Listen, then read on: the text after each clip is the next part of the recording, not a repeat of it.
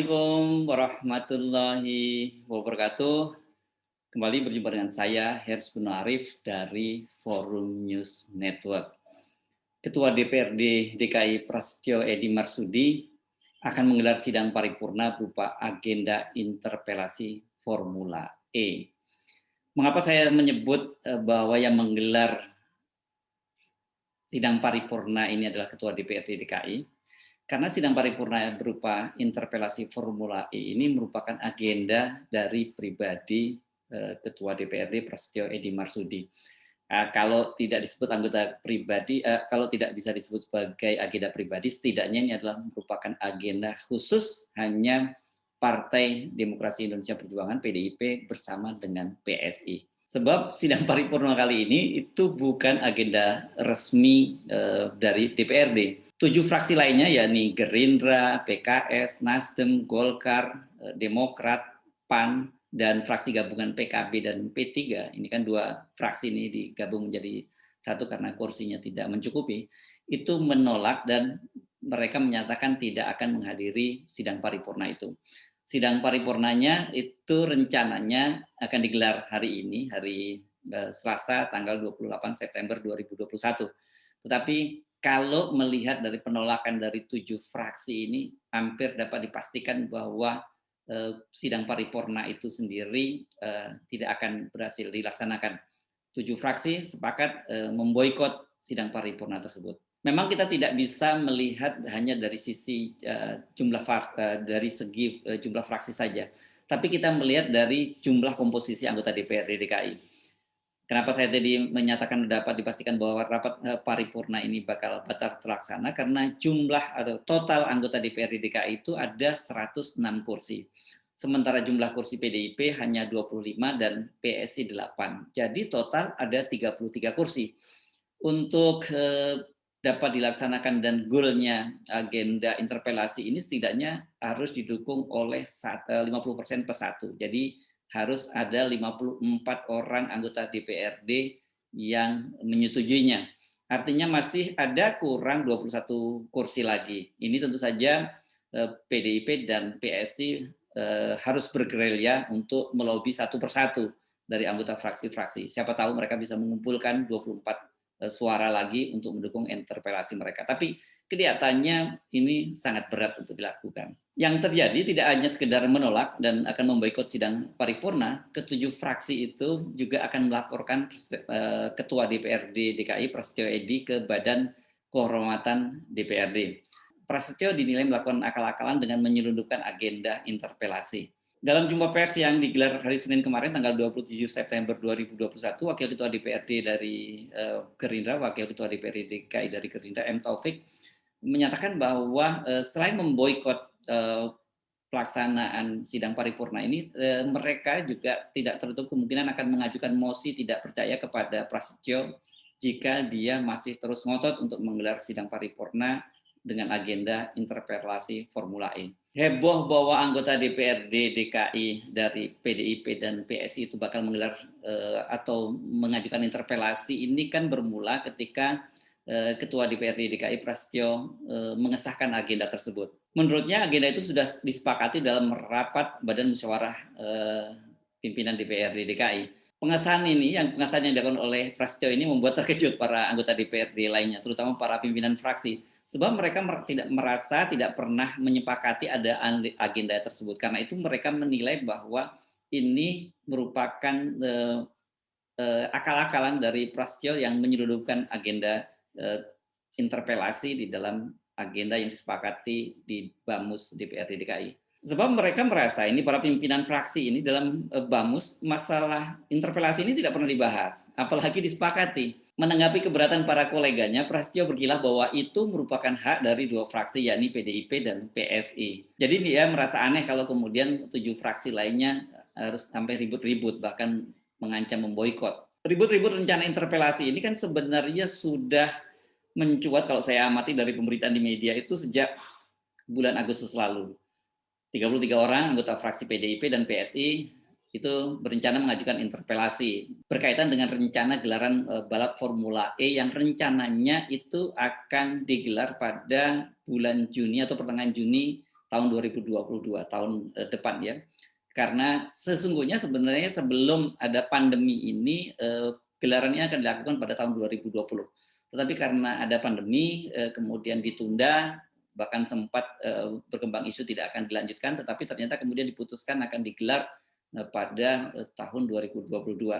Nah, inilah yang jadi alasan dari PDIP dan PSI. Menurut mereka, daripada membuang-buang uang untuk gelaran balap Formula E, itu lebih baik anggarannya digunakan untuk penanganan pandemi. Apalagi seperti kita ketahui selama pandemi ini, anggaran pemerintah DKI Jakarta itu mengalami defisit. Ini saya kira bukan hanya persoalan DKI, ini banyak sekali persoalan di sejumlah daerah lain, bahkan termasuk ke APBN kita sendiri juga mengalami hal yang sama. Sejak awal, dua fraksi itu, PDIP dan PSI, itu ngotot agar balapan Formula E ini dibatalkan. Namun, Anies itu didukung oleh 7 fraksi lainnya.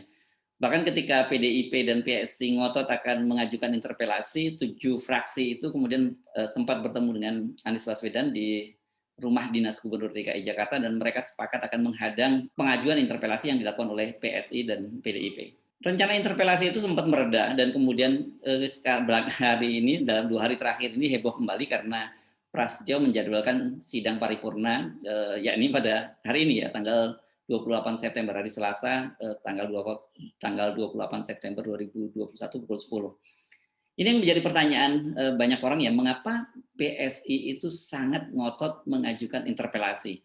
Atau kalau kita meminjam bahasa Wakil Ketua DPRD dari Gerindra, mereka ini sangat bernafsu untuk menjatuhkan Anies Baswedan. Alasan bahwa pemerintah DKI harus fokus mengatasi pandemi itu tampaknya hanya alasan yang dicari-cari saja, karena sejauh ini pemerintah DKI sudah menunjukkan kinerjanya yang sangat bagus dalam penanganan pandemi.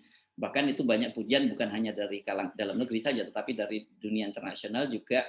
DKI itu dinilai sangat bagus dalam penanganan pandemi ini, dan seperti kita ketahui sekarang angka penularan pandemi di Jakarta ini menurun sangat drastis, bahkan kemudian tingkat vaksinasi dari warga di DKI itu lebih dari 100%.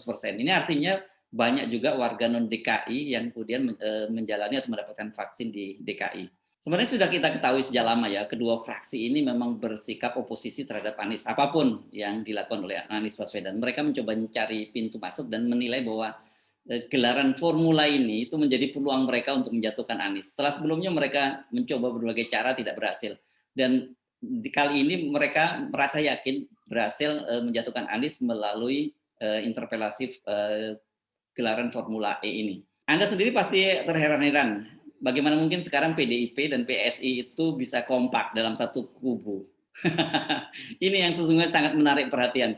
Sebab kedua partai ini, baik di tingkat nasional maupun tingkat lokal itu tidak pernah akur.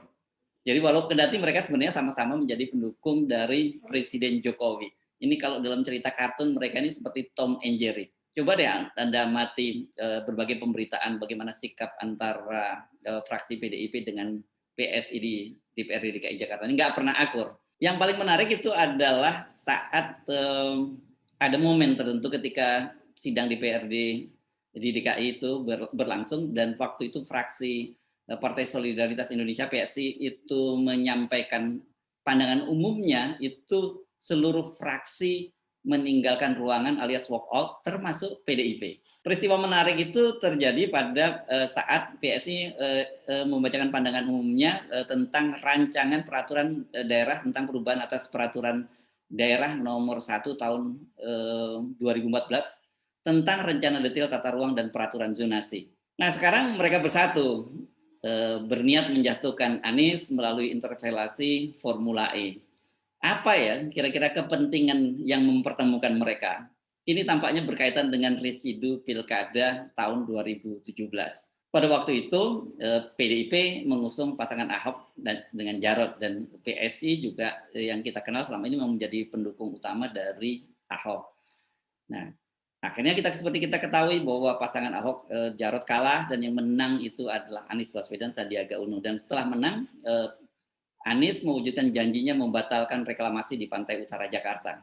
Kedua partai, terutama PSI itu kalau kita lihat jejak digitalnya punya kedekatan khusus dengan partai PAN yang melakukan reklamasi di pantai utara Jakarta. Anggota Dewan Pembina PSI, Suni Tanuwijaya, atau dikenal sebagai yang dulu dikenal sebagai orang dekat dari Ahok, dia menjadi staf khusus dari Ahok, Gubernur Ahok, itu juga dikenal punya kedekatan dengan sejumlah para taipan pengembang itu.